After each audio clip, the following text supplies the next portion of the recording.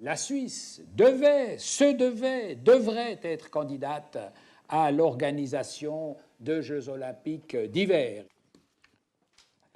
Pourquoi une candidature de la Suisse? D'abord, et ça a été rappelé, ce sont les éléments qu'on connaît tous, mais qui méritent quand même d'être rappelés. Pays au centre des Alpes, le pays par excellence du tourisme, un pays de sportifs, du savoir-faire. On sait faire et on saura aussi faire, notamment dans le cadre de l'euro. On le démontrera ces tout prochains mois à l'Europe entière ou au monde entier. En 2018, on va, dans notre concept, pas faire que des Jeux olympiques, mais ce serait toute une année d'événements entourant ces Jeux olympiques, que ce soit pour des aspects culturels ou d'autres événements importants, en faire une année et mieux qu'une exposition nationale. Pourquoi une candidature de Genève? Le cadre prestigieux que recherche aussi le CIO, c'est bien connu, la réputation internationale, la qualité et la capacité d'hébergement, qui est un élément très important. Il n'y a pas seulement les sportifs et la famille olympique, mais également du côté des sponsors, des besoins en hébergement de qualité. On entend dynamiser le canton et sa région à l'occasion d'une telle candidature.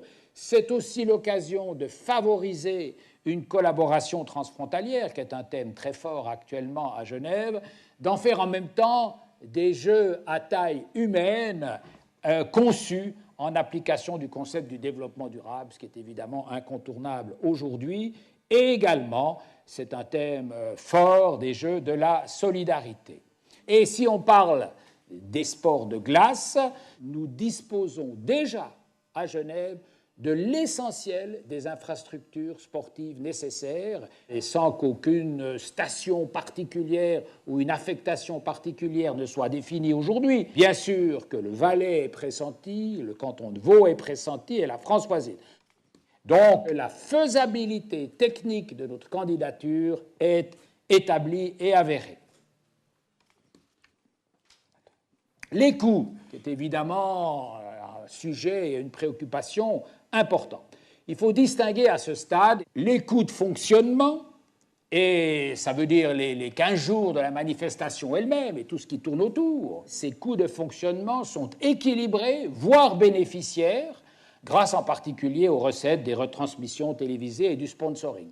Par ailleurs, il y a évidemment des frais d'investissement, et parmi ces frais d'investissement, il s'agit là encore de bien distinguer les frais d'investissement liés aux Jeux, les installations sportives et olympiques, et on pense en particulier au village olympique, où il s'agit de réaliser 10 ou 15 000 logements pour loger les athlètes dans le fameux village olympique, mais qui, évidemment, au lendemain des Jeux, peuvent être parfaitement et rapidement convertis en appartements, et 15 000 appartements à Genève y seront bienvenus. Et par ailleurs, comme autre nature d'investissement, ce sont des investissements d'infrastructures publiques qu'il s'agira de faire de toute manière et dont Genève aura besoin de toute manière et qui touchent principalement les transports publics, et c'est un sujet qui est cher à la région genevoise, et le centre multisport qui est nécessaire aussi.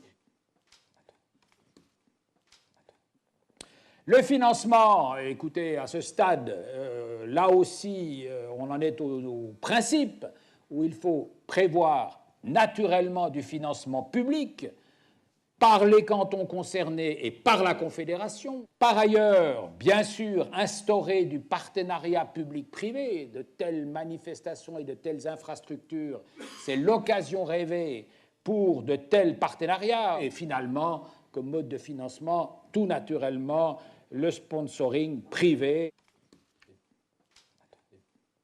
Les conditions pour réussir, je crois que tout le monde le sent bien, c'est le soutien populaire. Il faudra et il faut évidemment un soutien fort de la ville candidate, du et des cantons. Et finalement, et c'était, je vous rappelle, le grand mérite de la candidature de Sion, c'était devenu une candidature suisse. Et donc, nous avons l'ambition de faire porter cette candidature genevoise suisse romande par l'ensemble de la Confédération. Il faudra aussi, bien sûr, le soutien de sponsors.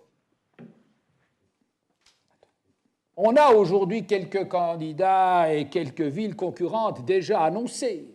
Ça montre bien combien des Jeux olympiques représentent un intérêt pour des villes et des régions, puisqu'il y a déjà 7 villes qui s'annoncent candidates pour ces Jeux de 2018.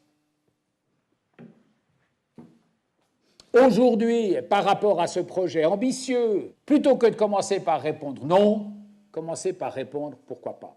Vous allez aimer l'Eurofoot 2008, vous allez adorer les JO 2018.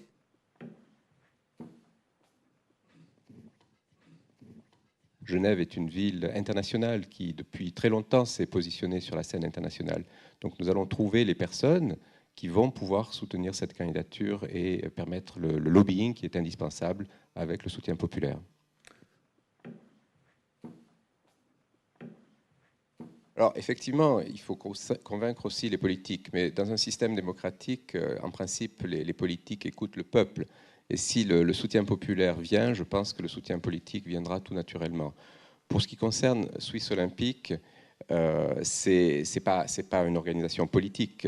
Swiss Olympic est une organisation qui promeut l'olympisme en Suisse, grosso modo. Et donc, ils seront contents s'il y a une candidature valable qui est présentée par Genève pour 2018. De toute façon, la France voisine sera associée, tout comme Genève était associée aux Jeux d'Albertville. L'aéroport de Genève était l'aéroport des Jeux d'Albertville. Les hôtels de Genève étaient pleins pendant les Jeux d'Albertville, des sponsors, etc. Ça sera la même chose. Les hôtels de l'autre côté de la frontière, les infrastructures de l'autre côté de la frontière, en France voisine, et jusque peut-être à La Plagne et Albertville, seront pleins des Jeux de Genève.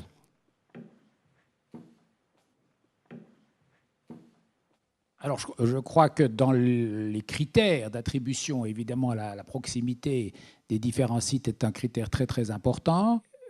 En termes d'infrastructures, et en particulier d'infrastructures d'utilité publique, si véritablement la candidature de Genève était retenue, ce serait naturellement l'occasion de développer les infrastructures de transport public.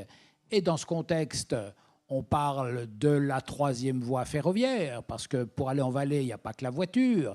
Il y a même aussi une autoroute Trans-Chablais qui pourrait aussi être, dans ce contexte, réalisée pour favoriser l'accès au Chablais et au Valais. Ça dépend vraiment de nous ici à Genève. On est un mélange de personnes très intéressants. On a les Genevois qui ne sont pas tellement nombreux. Après, il y a les Genevois valaisans, autres romans, qu'il y en a pas mal. Après, les Suisses totaux comme moi. Et puis après, il y a les internationaux. Et ça, si on peut réussir aussi par un tel projet, mettre tous ces gens plus ensemble, communiquer plus et montrer en commun une volonté d'avoir une telle fête dans cet endroit où tous ces gens travaillent, je pense qu'on est très fort. Il faut qu'on fasse comprendre aussi qu'on a envie de faire ça pour notre pays, pour que notre pays puisse avoir une candidature valable, correcte, réalisable, oui, intelligente.